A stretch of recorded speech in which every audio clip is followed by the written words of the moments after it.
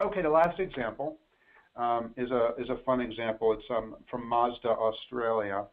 And the reason I chose this example is because what Mazda Australia has done an excellent job of is tapping the community of people who are interested in their kind of car, the lifestyle that Mazda is able to drive.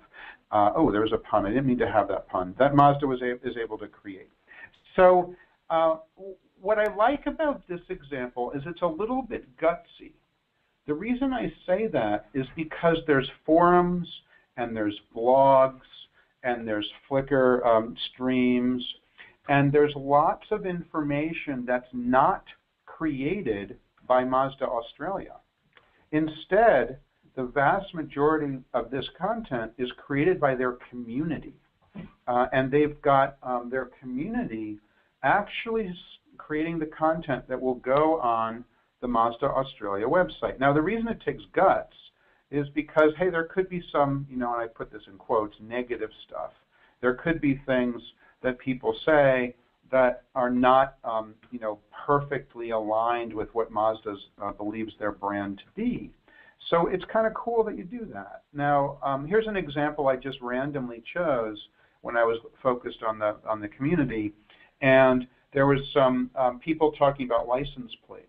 And then I just randomly chose somebody who then started to, in the community, and actually it was on a different site and ended up on the community, talking about the availability of appropriate license plates for Mazdas. And somebody actually found out that you can buy the plate called Miata, which is a brand of Mazda, or one of their cars.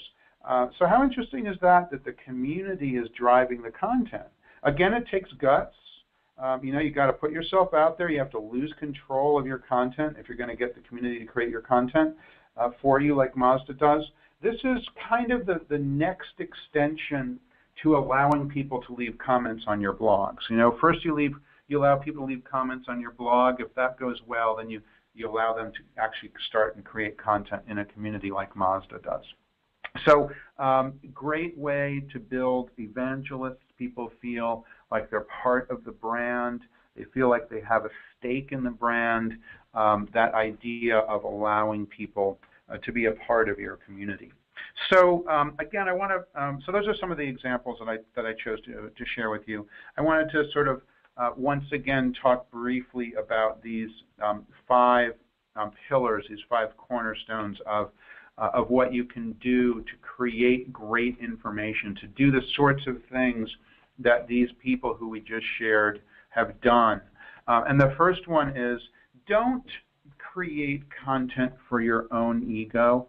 Don't create information that's